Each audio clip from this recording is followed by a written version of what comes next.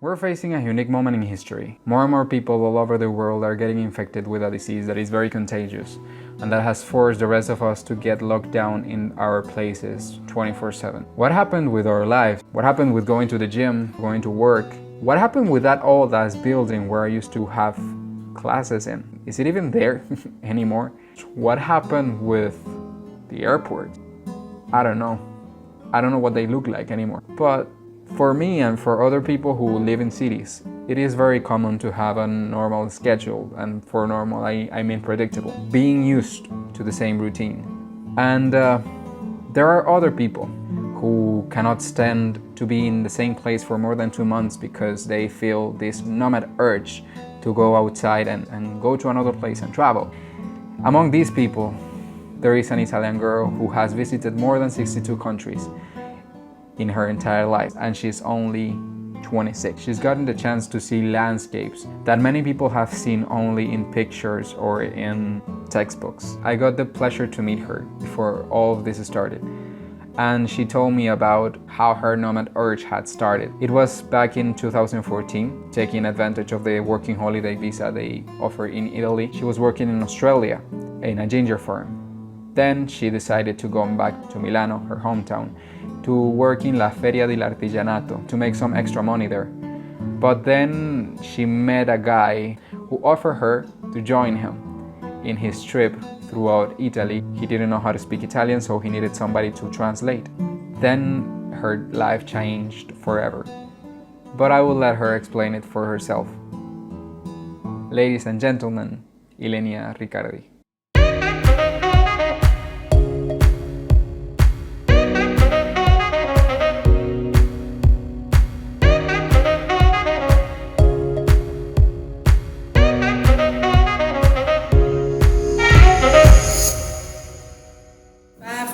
About the people and how they were welcoming, then I would choose or Taiwan or Myanmar, because they are like, I was there in the water festival and it's so good. It's like this Buddhist festival where the people are around and they just throw water at each other. And it's so cool because you see those men that maybe are, I don't know, 8 years old with the kids of 5 years old, and you can see them and you don't see any difference because they are having fun, throwing water to each other like if there is no rain. And the people invite you to eat with them, and because it's a country that it just opened to the tourists, before it wasn't. They want to invite you for dinner, there is free food everywhere, and it's so good. Just for the water festival. I don't think it's normal, but who knows. They are so welcoming that it could be. In Asia, there is no, the people are not so open because they have to be more, like, they are really strict with themselves, with the rules and everything, like in, I don't know, Japan, China, like they are pretty polite and everything. Here, the people are more true in a way, because they just do what they want and they act like you, like how they want, not because they have to be in a way. They're just Latin, they just love, and who cares, let's just kiss each other. In Asia it's like, oh, yeah, don't touch me. Okay. So you have to see all of the things, you know.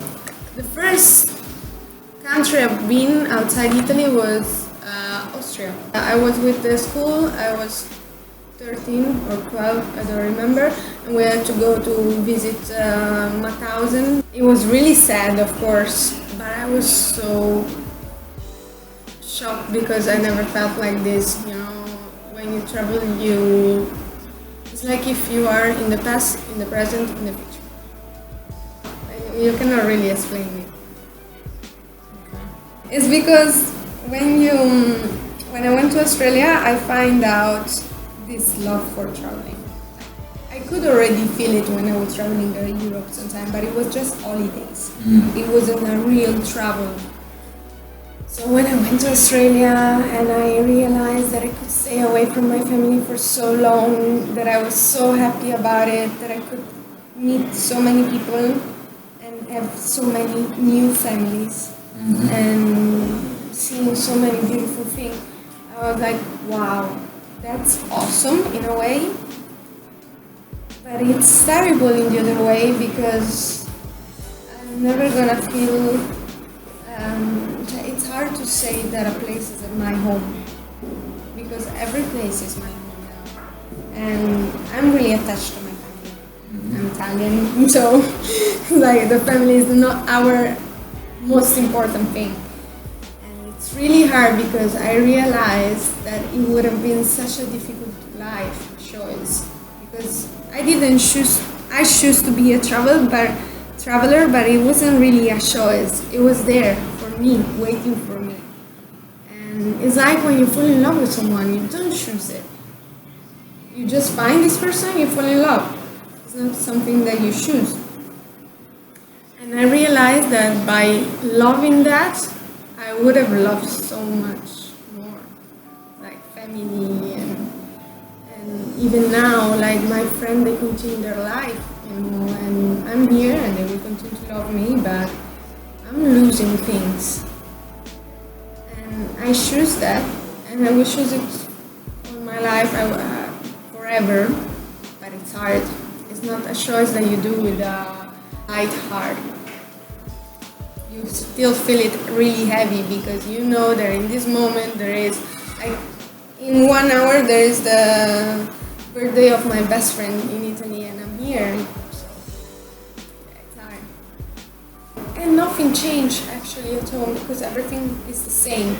But the people are changed. Maybe they have a new boyfriend or like they have a new job and you don't see them. Like their life continues. And you are out of it. So coming back is like, okay, they will always be there, but it's always like starting again. The people that stay with you, they stay forever. Like I have this friend, Pauline, the girl that you see from the article of Morocco. She's from Germany. I went to visit her in Germany, she went to visit me in Italy. I see her one day in Bergamo just to go there and see her because she was with her family. So I went there, we see each other for 1 hour and I came back home. And it was like 3-hour travel just to see her for 1 hour. We are so close and she's awesome. And I had the same with like Ylenia, another girl from Holland. We met in Australia and we are still so close. We call each other all the time. You meet a lot of people and you don't hear them all, of course, because everyone continues their life. But the one that you continue to hear, they stay forever. You just make a family, like here. In this hostel, when I arrived, I felt that I was meant to be here. I don't know, it's hard to explain. You meet people and it's like a family. The shocking thing is that, like, example, there's this girl from Switzerland, Ika. We actually stayed together for only 3 weeks. In our life, 3 weeks. And I am so close with her that I'm going to her in Brazil in February because I miss her and I want to see her and we're gonna be together and traveling together and we hear each other all the time. And if I say at home, I'm gonna see a friend. Oh, really? How do you know her?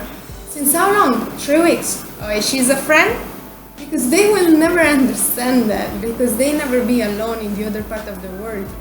With someone that understands you completely, that knows what's the good part and the bad part, and that you can share it with them.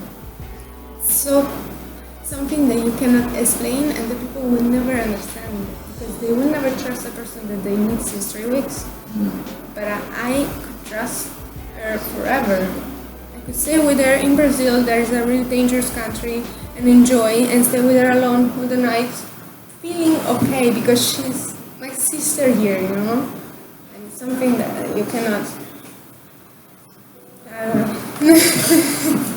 something that you cannot explain.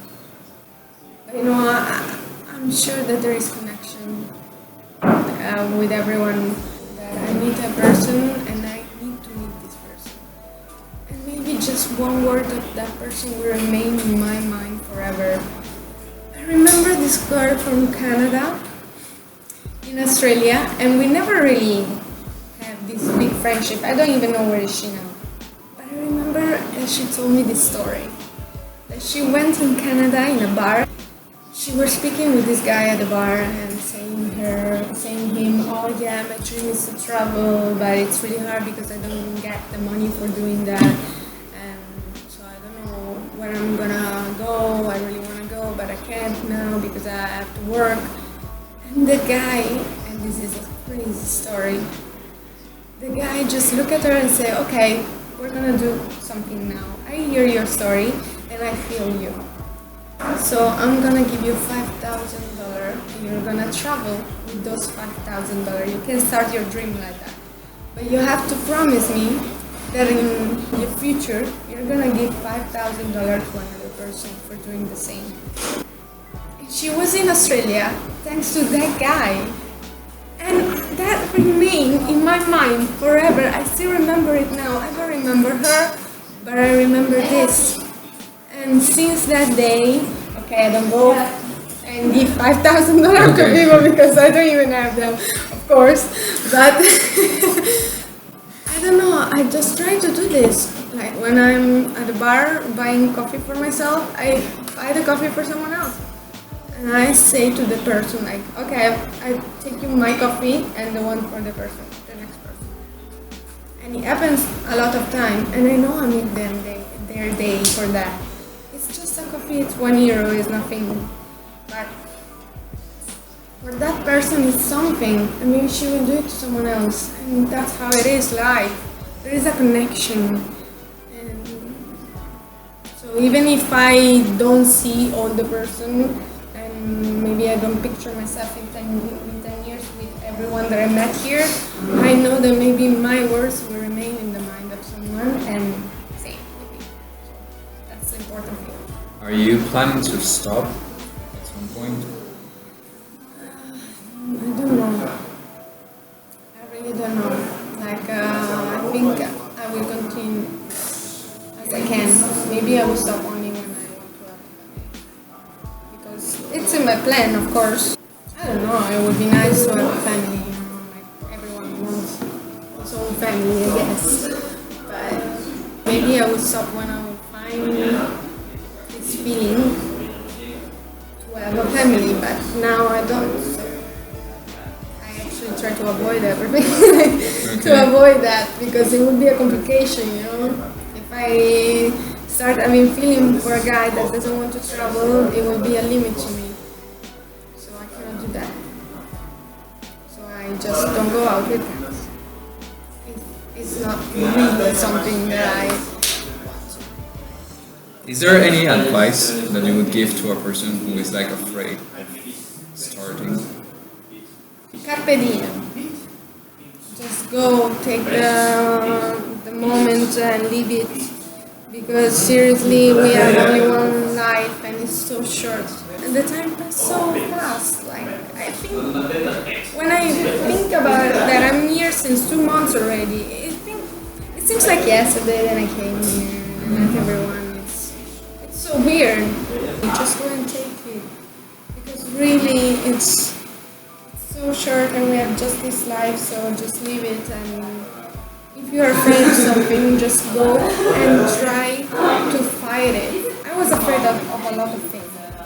And then I became who I am now. I slept in a tent for 9 months in Australia. And it's something that the fashion Italian girl that I was before, I don't think she could have never imagined that. If I wouldn't leave and if I wouldn't listen to my instinct, I wouldn't be there now here. I wouldn't be here. I'm happy and everyone should do that. I think that will be it. Thank you so much for your time. Thank you! Oh my God! My experiences. Thank Really? you. Thank you so much. Thanks. Say goodbye. Say goodbye too.